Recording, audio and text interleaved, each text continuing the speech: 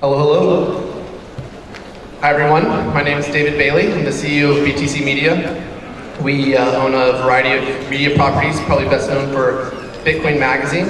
And I'm happy to be here today to help moderate the Bitcoin panel. I think it'll be pretty interesting. Let's start with letting our panelists introduce themselves. Hi, I'm Arthur Hayes, co-founder and CEO of BitMix, a Bitcoin derivatives trading exchange. I'm Simon Dixon, CEO and co-founder of banktothefuture.com, an online investment platform that's invested in about 150 different Bitcoin and blockchain companies. I'm Jake Smith with Bitcoin.com, and I do a lot of mining stuff in China, and pretty fierce advocate for Bitcoin Cash. We have very humble panelists today. All of these are some of the top crypto experts out there, so I'm very happy to have them.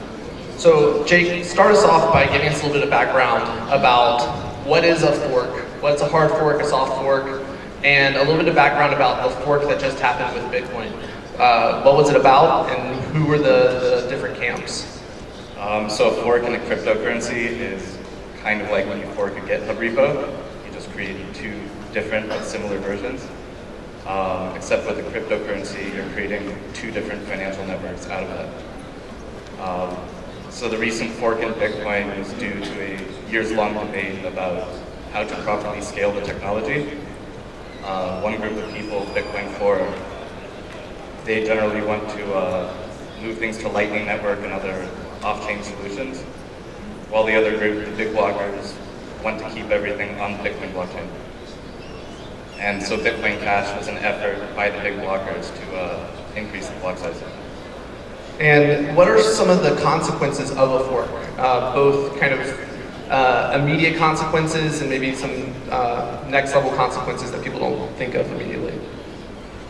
I think the most immediate consequence is that everyone holding Bitcoin at the time of the fork now also has an equal amount of this new currency. Secondary consequences, it's created a lot of confusion for exchanges, wallets, etc. Arthur, Simon, you have anything to add to that? Yeah, so I guess the main thing was that many people involved in Bitcoin, they didn't really know what was going on, but there's a lot of people that are debating this day in, day out, and they are the minority compared to people that have Bitcoin or own Bitcoin. And so for the majority of people, they woke up one day, logged into their wallet if they normally log in, and they found another version of Bitcoin that had a different name, had a different ticker, and had a different price. And so people had the choice of selling that or buying more, or it traded in its own market. I guess leading up to the hard fork, I was very concerned. Personally, I got into Bitcoin because it has three things that it does that got me into this currency, technology, whatever you want to call it.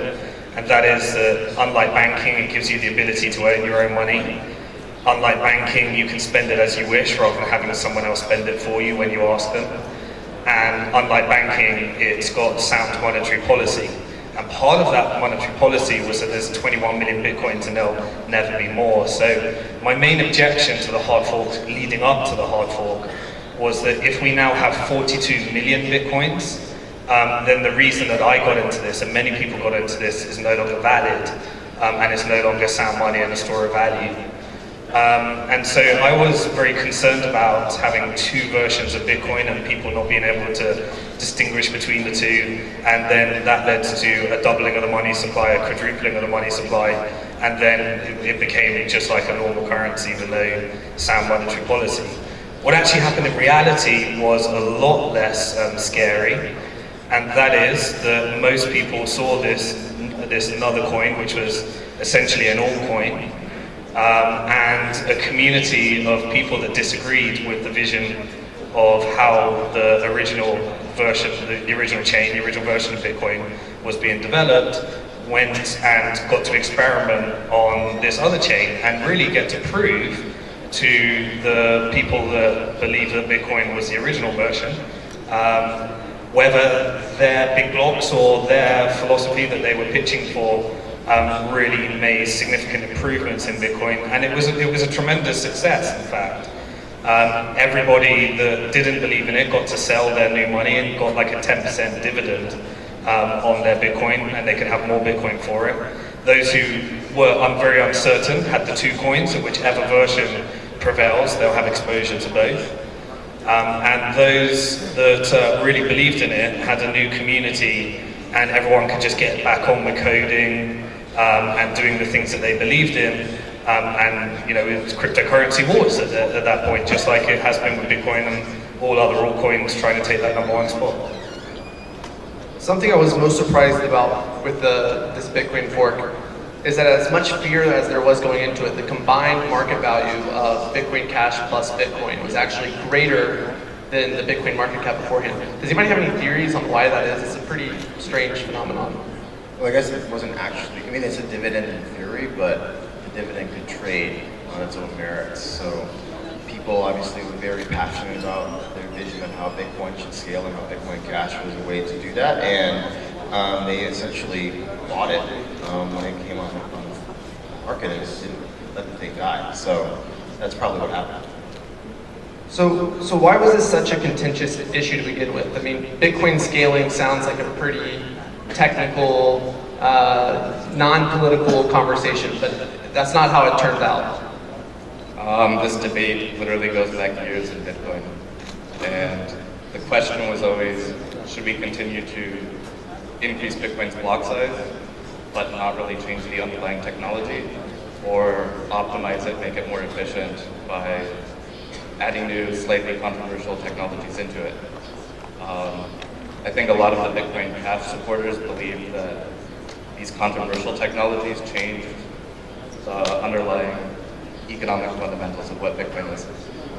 And on the other side, you have the people who want to keep it small, who think by just growing it on and on and on, you make the common person unable to secure the network, to keep it decentralized, and so on.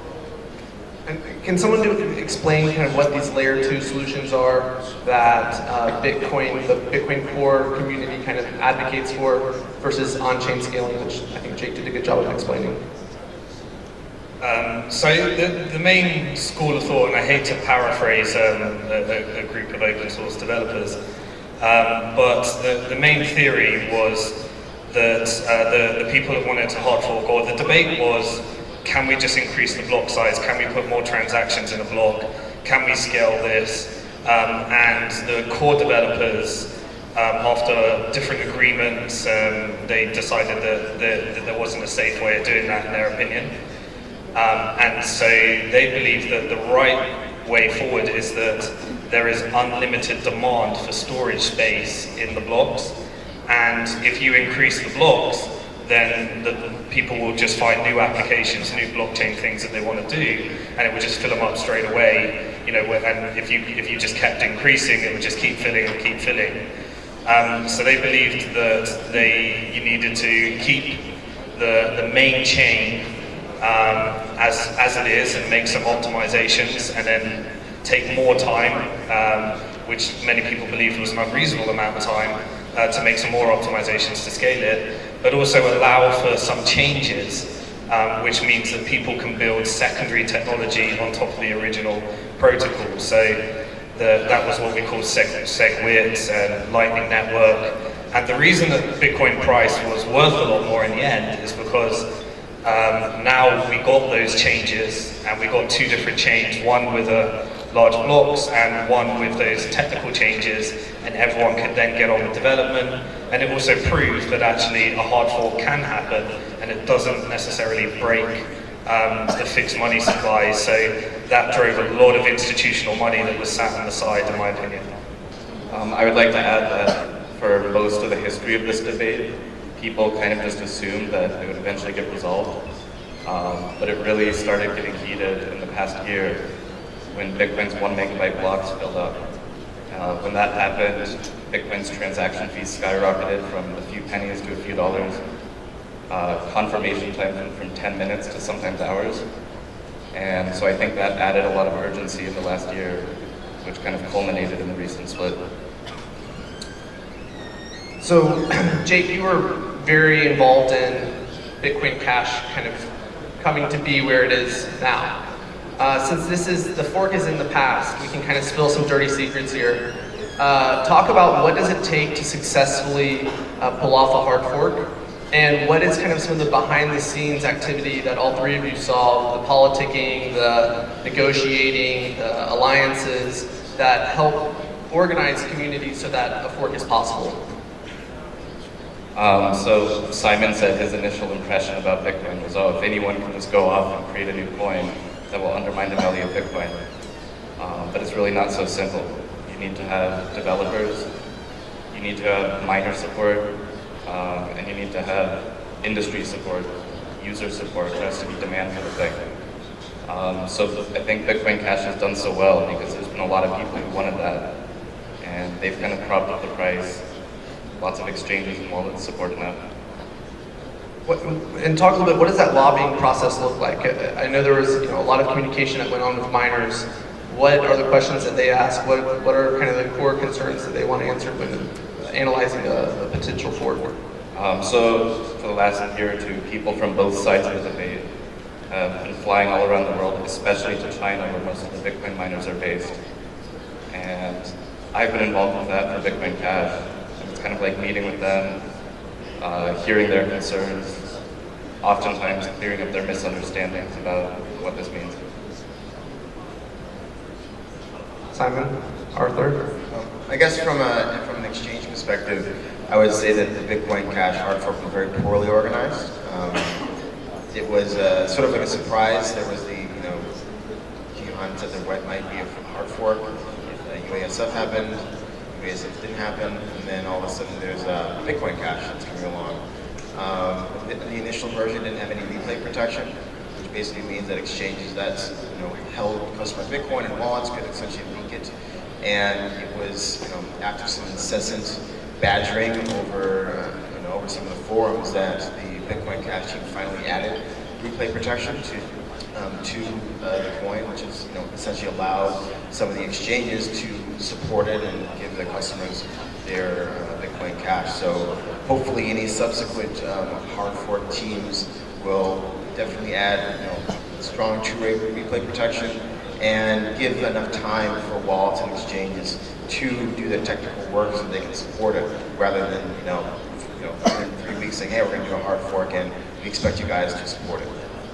Yeah, on the actual day of the hard fork, I think it was like the quietest day for businesses in Bitcoin, the observers, and then the craziest day at the same time. So all customers were trying to figure out, if I have my wallet on this exchange, does that mean I get Bitcoin Cash? If I own my own private key, how do I safely get the Bitcoin Cash? Then hackers were all on, this is an ideal opportunity for them to scam people and try and steal their money. There was it was a pretty wild day. And then there was also customers that were demanding companies that weren't supporting it to support it because they saw it as free money. And they didn't want the company to benefit from the money because somebody was going to benefit from it. And that just created a lot of turbulence around and uncertainty. It was done very quickly. But what I guess now, moving forward, is kind of, it turned out to be a very clever marketing strategy for an altcoin, because you force normally when an altcoin launches, they're probably trying to go to all the exchanges and say, hey, I've got this amazing new thing, and all the exchanges are saying, I don't care, there's 300 of those. But this one actually forced the customers, or forced the exchanges, saying, give me my money, stop stealing my money. So it forced everyone to react. And that led to a ginormous amount of quick infrastructure, which my fear is that now, instead of launching altcoins, people are going to try and use the hard fork model to try and get very quick support for infrastructure, large marketing, and a load of people talking about how you can get the free money, which then drives you to actually see it. But the market prevails here. The one thing that did come from the scaling debate, I believe, was that Bitcoin proved it is the only truly decentralized cryptocurrency in the world. The miners wanted certain things, different miners wanted certain things, developers wanted different things. users wanted different things, businesses wanted different things, and for 3 years no one could actually get their way. And then it took this amazing, dramatical game theory of threatening each other to certain deadlines to get this hard fork through, and then everything, the market just came through, and there was no government intervention. They reached consensus in the end. The communities decided to go their separate ways, and it was actually one of the most amazing market-driven political events I've ever seen. Going off of what Arthur said, I actually think the short lead time in the Bitcoin Cash may have helped it, because for years everyone in Bitcoin was concerned with how do we find consensus, how do we get everyone to agree, and it became clear at the end that that's never going to happen. So by kind of just saying like, let's do this, I think that helped to gather a lot of momentum. So 2 questions that kind of sprung out of the comments I just heard. One is, what is a user-activated software, UASF? And how did that play into the dynamics of the hard fork actually happening? Because there was a lot of posturing that occurred leading up to that event. And then, Jake, I would imagine you'd also disagree with the characterization of Bitcoin Cash as an altcoin. Maybe you wouldn't?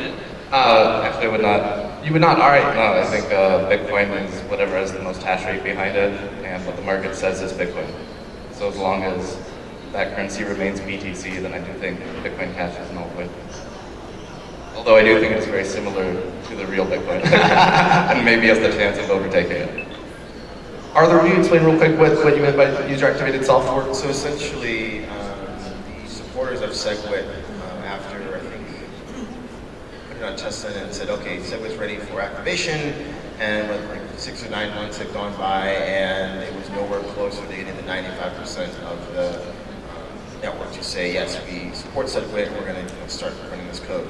So they put forward a proposal which basically was a gun to the head of the network, saying, we'll let the users basically signal that they are willing to support SegWit, and that if you don't support SegWit, your blocks can get forfeit. Now, Jake, correct me if I'm wrong on this, because you're probably more bigger an expert on this than me. And essentially what the risk was is that if the date came, the flag day, I think it was the 1st of August of this year, and SegWit was not locked in, there was a chain split could happen, and you would have 2 versions of Bitcoin. Now that's not actually a problem. The problem is that if one chain starts as a minority of the hash rate and then overtakes and becomes a majority, it essentially wipes out history of the other coin. Now obviously for an exchange and for the network, that's absolutely a terrible thing to happen, and it can destroy a lot of value. And essentially people were so afraid of that happening that the BIP 91 or the New York Agreement, whatever you want to call it, was pushed through right before the deadline. SegWit, and then SegWit was locked in a few weeks after the UASF flag date. But leading up to that, there was a threat that, okay, if UASF happens, we're going to have a hard fork to a larger block size, because at that point it's the perfect time to go to a larger block size. If there's already a complete clusterfuck, why not add a little bit more to the clusterfuck? So that was what the UAHF hard fork. Now after BIP 91 locked in, everyone thought, okay, great, we're done with this, SegWit's locked in, we can all go and enjoy our summer in the Hamptons. And then the Bitcoin Cash happened, and we had to go back to work again. So we're running out of time here. Thank you for that, Arthur. But we're running out of time. But I want to get to a little bit of forecasting quickly. So, Jake, what does the future of Bitcoin Cash look like 1 year from now? I can't predict the future, obviously, but I'm very optimistic about it. I think Bitcoin Cash is kind of the same thing that originally attracted me to Bitcoin, which was global, instant, cheap money, cheap to transact. And I think Bitcoin Cash can take a lot of that, can absorb a lot of that market for online commerce, international money transfers. I'm kind of worried that Bitcoin, BTC right now, has largely become a speculator's toy. It's lost a lot of its utility for actual consumer usage. And Simon, what does 1 year from now, what does Bitcoin Core look like? So I think we're going to see, Pandora's box is open now. I think we're going to see a lot of interesting developments of people creating and utilizing the upgrades that came as a result of this game theory. I think what was interesting is that we saw a significant decrease in the mempool in the block. So there was clearly some kind of spamming going on to try and drive the argument forward. But it turns out the blocks aren't too full. We've seen blocks now that are above 1 megabyte, and now people are developing solutions to be able to take more scaling off the Bitcoin blockchain. And I think Bitcoin has prevailed as a store of value, which I think is what originally got me into this, and one of the most important life-changing inventions that will ever come around. And then as a store of value, you will have different ways of spending your Bitcoin, whether that happens through some new innovations that are created in a more centralized way, or another decentralized solutions, or you pay higher fees on-chain, or it turns out that there's more scaling optimizations and reductions in fees. So I believe that Bitcoin is stronger than ever, and many of the things that are happening right now are going to drive people towards using Bitcoin as it was originally intended, rather than holding it with third parties and being at the mercy of exactly recreating the banking system again. So I think this will be our last question, but I want everyone to weigh on this. And in addition to forecasting, you're also going to have to put on a philosopher hat somewhat. So, in your opinion, why is consensus so hard to reach? And does it mean that the future of Bitcoin is going to become increasingly political? And if so, is that's a danger, it would appear, for the Bitcoin network? And do you have any predictions on maybe some of the next issues that we'll see coming down the pike that will be contentious and may result in additional forks? I think the biggest next issue will be privacy on Bitcoin, and moving Bitcoin from pseudonymous to a completely anonymous version of electronic cash. And that's going to be a very heated debate, because a lot of people's businesses will be completely upended if Bitcoin becomes completely anonymous. And a lot of stakeholders who might have tacitly supported it might come out vehemently against it. These are the issues. I mean, there was so much development put on hold because we were spending about 3 years debating scaling. Now we get to see what the next major, what can cause the next hard fork after this. I think the one that's happening in November is a very strange one. I guess we're going to have a version of Bitcoin that has bigger blocks, a version that has SegWit plus bigger blocks, and then a version that has just SegWit, and we'll get to see what those three actually look like. And then I'm sure someone will come along and say, well, privacy really needs to be improved, and Arthur will say, well, that really affects this business and that business. And then someone will come along and say, well, let's do the user-activated soft fork, and it will just continue this cycle. But as long as I believe that Bitcoin has proven itself that it is a store of value, defending the economics of what personally got me in, and why I think a lot of institutions are going to be in over the next few years, is really important.